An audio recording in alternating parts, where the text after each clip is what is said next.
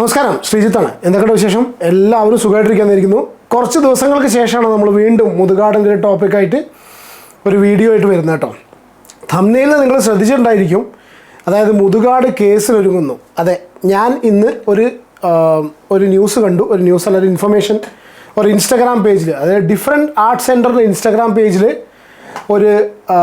അവരുടെ letter ഹെഡിലുള്ള resolution, അവരുടെ board meeting നടന്നിട്ടുള്ള ഒരു റെസൊല്യൂഷനാണ്. ആ റെസൊല്യൂഷനിലാണ് അവർ പറയുന്നത് ഡിഫറെൻറ്റ് ആർട്ട് സെൻറ്റർ കേസിനൊരുങ്ങുന്നു എന്നുള്ളത്. ഓക്കെ, നമുക്ക് ആ ഒരു ഇതിലേക്ക് കടക്കുന്നതിന് മുന്നേ നമുക്കറിയാം ഈ ഒരു ഇഷ്യൂ സ്റ്റാർട്ട് ചെയ്തത് സുനിത ദേവദാസിൻ്റെ ചാനലിൽ. അവിടെ കുറച്ച് ദിവസം പോയിട്ടുള്ള കുട്ടികൾ, അതായത് ഈ ഓട്ടിസ്റ്റിക് ആയിട്ടുള്ള അല്ലെങ്കിൽ ഡിഫറെൻ്റ്ലി ഏബിൾഡ് ആയിട്ടുള്ള കുട്ടികളുടെ അമ്മമാരുടെ കുറച്ച് എക്സ്പീരിയൻസ് സുനിത ദേവദാസിൻ്റെ ചാനലിലൂടെ ഷെയർ ചെയ്തിട്ടാണ് ഈ ഒരു ഇഷ്യൂ സ്റ്റാർട്ട് ചെയ്തത്. നമ്മൾ ഇനീഷ്യലി തന്നെ ആ ഇഷ്യൂ വന്ന സമയത്ത് മുതൽ ഞാൻ ഈ ചാനലിലൂടെ നമ്മൾ ഈ ഒരു ഇഷ്യൂ സംസാരിച്ചിരുന്നു. പക്ഷെ ഞാൻ ഈ ഒരു ഇഷ്യൂ ഇനീഷ്യലി തുടങ്ങിയപ്പോൾ തന്നെ നമ്മൾ ഈ ഒരു ഇഷ്യൂ നമ്മൾ സംസാരിച്ചിട്ടുള്ള ഇഷ്യൂ, ഞാൻ അഡ്രസ്സ് ചെയ്തിട്ടുള്ളൊരു ഇഷ്യൂ, നമ്മൾ ഈ ചാനലിലൂടെ ഡിസ്കസ് ചെയ്തിട്ടുള്ള ഇഷ്യൂ എന്ന് പറഞ്ഞു കഴിഞ്ഞാൽ, അതായത് പുള്ളിയുടെ ആ ഒരു കുട്ടികളോടുള്ള പെരുമാറ്റം അത് മാത്രമായിരുന്നു എൻ്റെ ഒരു കോർ കൺസേൺ. എനിക്ക് ഈ ഒരു ചാനലിലൂടെ നമ്മളുടെ ഒരു ആശയം എന്നുള്ള കണ്ടീഷനിൽ ഡിസ്കസ് ചെയ്യാനും എന്നെ കേൾക്കുന്നവരും നമ്മൾ കാര്യമായിട്ട് ഡിസ്കസ് ചെയ്തൊരു പോയിൻ്റ് ആ കുട്ടികളോടുള്ള പെരുമാറ്റം പ്ലസ് അവരുടെ അമ്മമാരോട്, അത് പേരൻസിനോടുള്ള പെരുമാറ്റം. അതായത് ഔദാര്യമാണ് നമ്മുടെ വീട്ടിൽ, എൻ്റെ വീട്ടിൽ ഇങ്ങനത്തെ കുട്ടികളില്ല, ബട്ട് സ്റ്റിൽ ഞാനിത് ചെയ്യുന്നു. ഈ ഒരു ഇഷ്യൂ മാത്രമാണ് എൻ്റെ വീഡിയോസ് കണ്ടവർക്കറിയാം നമ്മളതിൽ ഡിസ്കസ് ചെയ്തിട്ടുള്ള കേട്ടോ. അല്ലാതെ അതിനുശേഷം അവിടെ ഇനിയിപ്പോൾ സാമ്പത്തികമായിട്ട് പ്രശ്നങ്ങൾ നടക്കുന്നുണ്ടോ, വേറെ എന്തെങ്കിലും ഇഷ്യൂസ് നടക്കുന്നുണ്ടോ, ഇതൊന്നും നമ്മുടെ കൺസേണേ ആയിരുന്നില്ല. എൻ്റെ വീഡിയോസ് കണ്ടവർക്ക് വളരെ ക്ലിയർ ആയിട്ടാണ്. ജസ്റ്റ് ഒന്ന് റിമൈൻഡ് ചെയ്തെന്നുള്ളൂ ഈ ഒരു വീഡിയോയിലേക്ക് കടക്കുന്നതിന് മുന്നേ. ഓക്കെ, പിന്നീട് ഈ ഇഷ്യൂ പല പേരൻസും വന്നതിനെക്കുറിച്ച് സംസാരിച്ചു. എല്ലാവരും സംസാരിച്ചത്, പേരൻസ് എല്ലാം സംസാരിച്ചത് കോമൺ ആയിട്ടുള്ള ഈ ഒരു പ്രോബ്ലമാണ്.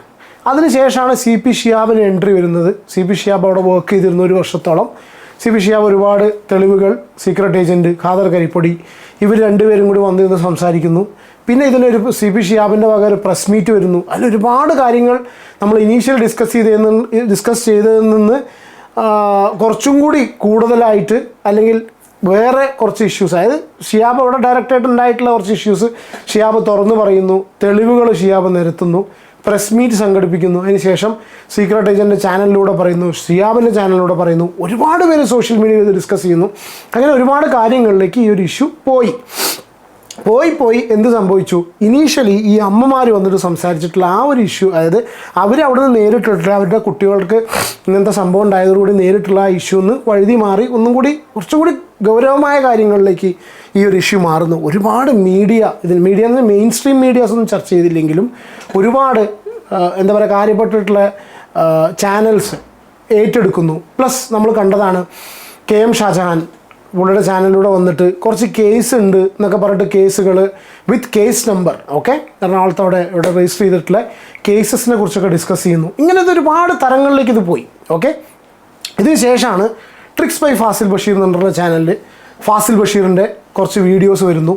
ആ വീഡിയോ ഫസ്റ്റ് വന്ന സമയത്ത് തന്നെ ഞാൻ ഒരു വീഡിയോ ചെയ്ത സമയത്ത് എനിക്ക് തോന്നിയ സംശയം, ഫാസിലിൻ്റെ ചാനൽ കണ്ട സമയത്ത് എനിക്ക് തോന്നിപ്പോയി ഷിഹാബിൻ്റെ ഭാഗത്ത് എന്തൊക്കെയോ, കാരണം ഷിഹാബ് ഡിഫറെൻ്റ് ആയിട്ടുള്ള കാര്യങ്ങൾ പ്രസ് മീറ്റിൽ പറഞ്ഞ കാര്യങ്ങളല്ല ഷിഹാബിൻ്റെ ഇൻ്റർവ്യൂവിൽ ഷിഹാബ് പറഞ്ഞത്, ഫാസിലിന് കൊടുത്തിട്ടുള്ള ഇൻ്റർവ്യൂവിൽ പറഞ്ഞിട്ടുള്ളത്.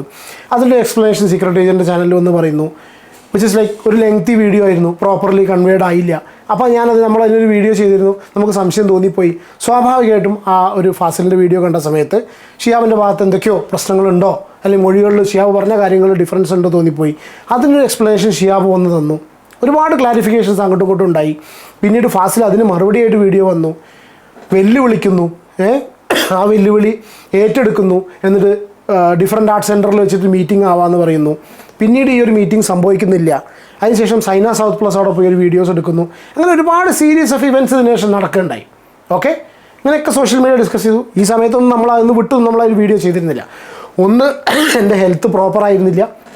പിന്നെ നമ്മൾ എന്താ വെച്ചാൽ ഒരുപാട് കോംപ്ലക്സ് ആയിട്ടുള്ള പോകുന്ന കാര്യങ്ങളിലേക്ക് ഞാൻ സീരിയസ്ലി, നിങ്ങൾക്ക് എൻ്റെ വീഡിയോസ് കാണുന്നവർക്കറിയാം, ഒരുപാട് കോംപ്ലക്സ് ആയിട്ട് ഇതിൻ്റെ കാര്യങ്ങൾ പോകുന്ന സമയത്ത്, അല്ലെങ്കിൽ ലീഗൽ കോംപ്ലിക്കേഷൻസ് കിടക്കുന്ന സമയത്ത് നമ്മൾ അതിനെക്കുറിച്ച് അഭിപ്രായം പറയാറില്ല. റീസൺ എന്താണെന്ന് വെച്ചാൽ ഇതിൻ്റെ ഉള്ളിലുള്ള കാര്യങ്ങൾ നമുക്ക് ഡയറക്റ്റായിട്ട് കാര്യങ്ങൾ അറിയില്ല, നമുക്ക് സോഷ്യൽ മീഡിയയിൽ വരുന്ന സംഗതികളെ അറിയുന്നുള്ളൂ. അത് വെച്ചിട്ടാണ് ഞാൻ റിയാക്ട് ചെയ്യുന്നത്. ഒന്ന്, രണ്ടാമത്തെ കേസ് നമ്മളെ അഡ്രസ്സ് ചെയ്ത കാര്യം, ഇവിടെ ഒരുപാട് സ്ഥാപനങ്ങളിലാണെങ്കിലും ഇതിലാണെങ്കിലും പല ഇഷ്യൂസും വരുന്നുണ്ട്. ഞാൻ അതിലേക്കൊന്നും ചകഞ്ഞു പോകാറില്ല. നമ്മുടെ കോർ കൺസേൺ ഇത്രയെന്നുള്ളൂ, ആസ് എ പേരൻറ്റ്. ഓക്കെ, അപ്പോൾ അവർ അനുഭവിച്ചിട്ടുള്ള സംഭവം, അപ്പോൾ ആ ഒരു പേരൻ്റ് എന്നുള്ള ആ ഒരു ആംഗിളിലാണ് നമ്മൾ നോക്കി കണ്ടിട്ടുള്ളത്. ഓക്കെ, അത് എനിക്ക് ഒരിക്കലും വാസ് നോട്ട് മുതുകാട് എന്ന് പറഞ്ഞ വ്യക്തി ഇങ്ങനെ ഒരു സിറ്റുവേഷൻ അല്ലെങ്കിൽ ഇങ്ങനെ പേരൻസിനെ കുട്ടികളുടെ കാര്യങ്ങളിൽ അതിങ്ങനെ ഒരു തലപ്പത്തിരുന്ന് ഹാൻഡിൽ ചെയ്യുന്നതിന് കമ്പീറ്റൻ്റ് ആണോ? കാരണം അങ്ങനത്തെ ഒരു വ്യക്തിയുടെ ഭാഗത്ത് നിന്ന് ഇങ്ങനത്തെ സ്റ്റേറ്റ്മെൻറ്റ്സ് വരുമോ എന്നുള്ള കാര്യത്തിലായിരുന്നു എനിക്കൊരു സംശയം ഉണ്ടായിരുന്നു. ഇതിന് ശേഷം മുതുകാടിൻ്റെ ഭാഗത്ത് നിന്ന് യാതൊരുവിധ പ്രതികരണവും കണ്ടില്ല. But in turn he came up with ഒരു പുതിയ ഒരു സീരീസ് ഓഫ് വീഡിയോ. അതായത് 60 വയസ്സ് ഷഷ്ടിപൂർത്തിയാവാൻ പോവുകയാണ്, ഇനിയുള്ള 60 ദിവസങ്ങളിൽ ജീവിതം എന്നെ എന്ത് പഠിപ്പിച്ചു എന്ന് പറഞ്ഞ് പുള്ളി വരുന്നു. ഒബ്വിയസ്ലി ആൾക്കാർ പഴയ കാര്യങ്ങളൊക്കെ മറന്നു എന്നെനിക്ക് തോന്നുന്നു. ഐ ഡോണ്ട് നോ, അതിൽ കമൻസ് കാണുന്ന സമയത്ത് ഇനി ഡിലീറ്റഡ് ആണെന്നുള്ള അറിയില്ല. പുള്ളി ഒരു മോട്ടിവേഷനും കാര്യങ്ങളും ബാക്ക്ഗ്രൗണ്ട് മ്യൂസിക് വെച്ചിട്ട് പുള്ളിയുടേതായ ശൈലിയിൽ വീഡിയോസ് ചെയ്തു പോകുന്നു. ആഫ്റ്റർ 60 days എന്ത് സംഭവിക്കുന്നു എന്ന ഒരു കൺസേൺ ഉണ്ടായിരുന്നു. കാരണം സുനിതയുടെ വീഡിയോസ് പിന്നെ കാണുന്നില്ല. സീക്രട്ട് ഏജൻറ്റിൻ്റെ ഭാഗത്തുനിന്ന് ഈ കാണുന്ന കാര്യങ്ങളല്ലാതെ പുതിയതായിട്ടുള്ള സംഭവങ്ങളോ ഒരു നെക്സ്റ്റ് സ്റ്റെപ്പ് എന്ന് പറഞ്ഞ രീതിയിലൊന്നും പോകുന്നില്ല. ഫാസിൽ പലതും പറയുന്നു, അതിന് കൗണ്ടർ ചെയ്ത് പറയുന്നു, ഇതൊരു അങ്ങോട്ടും ഇങ്ങോട്ടും കൗണ്ടർ ചെയ്ത് കുറച്ച് വീഡിയോസ് മുന്നോട്ട് പോകുന്നു എന്നല്ലാതെ ഒന്നും ഇതിൽ കാണുന്നില്ല. ഓക്കെ, ഈ സമയത്താണ് ഇന്ന് ഡിഫറൻറ്റ് ആർട്ട് സെൻറ്ററിൻ്റെ ഇൻസ്റ്റഗ്രാം പേജിൽ നിങ്ങളിപ്പോൾ സ്ക്രീനിൽ കാണുന്ന ഈ ഒരു അവരുടെ ഒരു board resolution. Okay, patron Adoor Gopalakrishnan ചെയർമാനായിട്ടുള്ള ഇപ്പം നിങ്ങൾ കാണുന്ന ലെറ്റർ ഹെഡിൽ അവർ തന്നെ ഇൻസ്റ്റാഗ്രാം പേജിൽ. Okay, dated 22 February 2024. Okay, resolution ഇതാണ് കേട്ടോ. The director board of different art centre at its meeting held on 22 February at UEC discussed in detail the concerted and malicious attack. അതായത് സംഘം ചേർന്നിട്ടെന്നാണ് കൺസേർട്ടഡ് എന്നാണ് എനിക്ക് മനസ്സിലാവുന്നത്.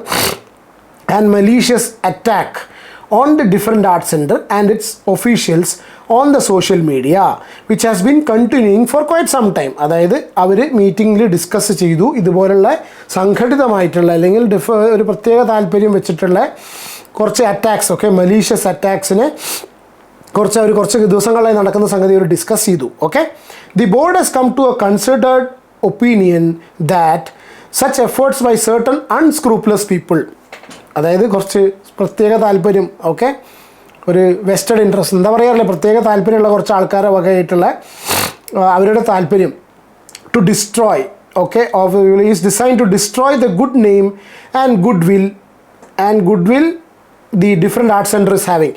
അത് ഈ സ്ഥാപനമുള്ള അവരുടെ ആ ഒരു ഗുഡ് വില്ലിനെ ഡിസ്ട്രോയ് ചെയ്യുന്ന രീതിയിലുള്ള ഇത് ശ്രദ്ധയിൽപ്പെട്ടിട്ടുണ്ട്. And it cannot be excused in any manner, അതൊരു എക്സ്ക്യൂസ് ചെയ്യാൻ പറ്റുന്ന കാര്യമല്ല. Therefore, it is unanimously decided, ഐക്യകണ്ഠേന അവർ തീരുമാനിച്ചിട്ടുണ്ട്, to take all the necessary legal actions against the persons who are behind the such effort. ഇതുപോലുള്ള സംഘടിതമായിട്ട് ഡിഫറെൻറ്റ് ആർട്ട് സെൻറ്ററിനെ നശിപ്പിക്കത്തക്ക രീതിയിലുള്ള sorry കേട്ടോ, throat വളരെ മോശമാണ്, ആകെ ഇൻഫെക്റ്റഡ് ആയിട്ട് കൊളായി കിടക്കുക.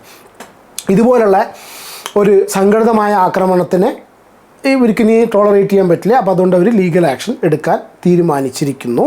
Jiji Thomson IAS chairman, Gopinath Muthukad executive director, Mohankumar director, advocate Hariraj MR, Prahlad Acharya, TS Jagadeesan, Shaila Thomas, Mahesh Guptan, Thomas Palachuvattil എന്ന് പറഞ്ഞിട്ടൊക്കെ ഇവരൊക്കെ ഡയറക്ടേഴ്സ് ആയിട്ടുള്ള ഒരു ബോർഡ് റെസൊല്യൂഷൻ, ഡിഫറെൻറ്റ് ആർട്ട് സെൻറ്ററിൻ്റെ നിങ്ങളിപ്പോൾ ഈ കണ്ടിട്ടുള്ള ഒരു ബോർഡ് റെസൊല്യൂഷനിൽ അവർ തീരുമാനിച്ചിട്ടുണ്ടെന്നുള്ള ഒരു ന്യൂസ് ഇപ്പോൾ നിങ്ങളോട് ജസ്റ്റ് ഷെയർ ചെയ്യുന്നുണ്ട്. ഞാൻ അവരുടെ ഇൻസ്റ്റാഗ്രാം പേജിൽ കണ്ടതാണ്, ഡിഫറെൻറ്റ് ആർട്ട് സെൻറ്റർ ഇൻസ്റ്റാഗ്രാം പേജിൽ ഫോളോ ചെയ്യുന്നതുകൊണ്ട് കണ്ടു.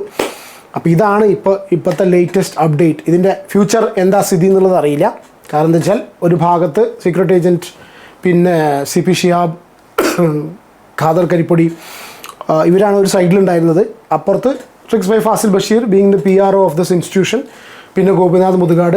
എന്താണ് ഇതിൻ്റെ ഒരു ഔട്ട്കം എന്നുള്ളത് അറിയാൻ നമുക്ക് ക്യൂരിയസ് ആണ്. കാരണം വെച്ചാൽ സോഷ്യൽ മീഡിയ അത്യാവശ്യം കുറച്ച് ദിവസങ്ങളിലായിട്ട് ചർച്ച ചെയ്തൊരു സംഭവമാണ്.